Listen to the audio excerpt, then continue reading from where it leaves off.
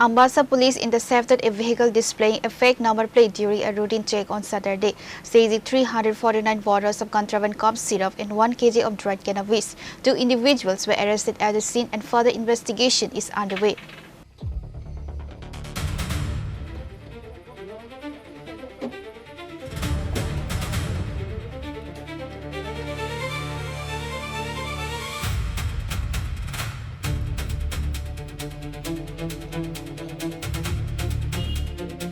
Dalai District Police achieved a major breakthrough in anti-smuggling operations after intercepting a vehicle bearing a fake registration plate AS01ZK2248 at the Ambassa Naka checkpoint.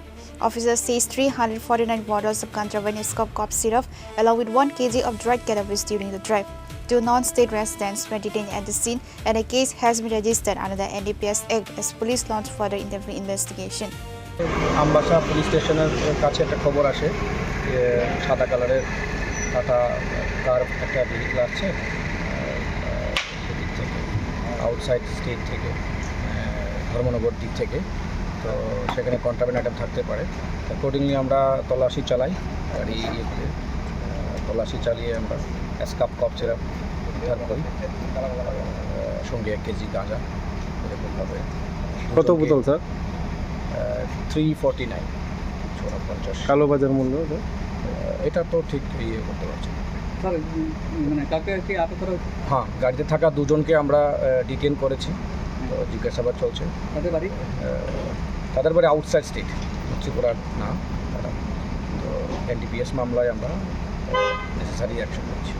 গাড়িটার number কোন জায়গায় এবং আর কি কি পাওয়া গেছে?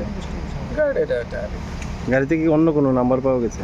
হ্যাঁ, গাড়িতে ফেক নাম্বার ছিল, 2টো নাম্বার ফেক নাম্বার প্লেট ছিল। তো একটা তো আসামের নাম্বার ছিল লাগানো, আর একটা হচ্ছে ত্রিপুরার নাম্বার, তো এরকম।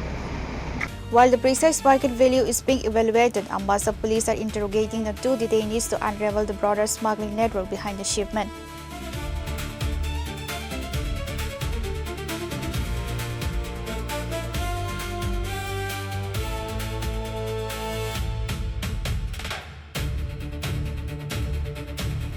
Reported by Manis from Ambassa, Chini, Khorang.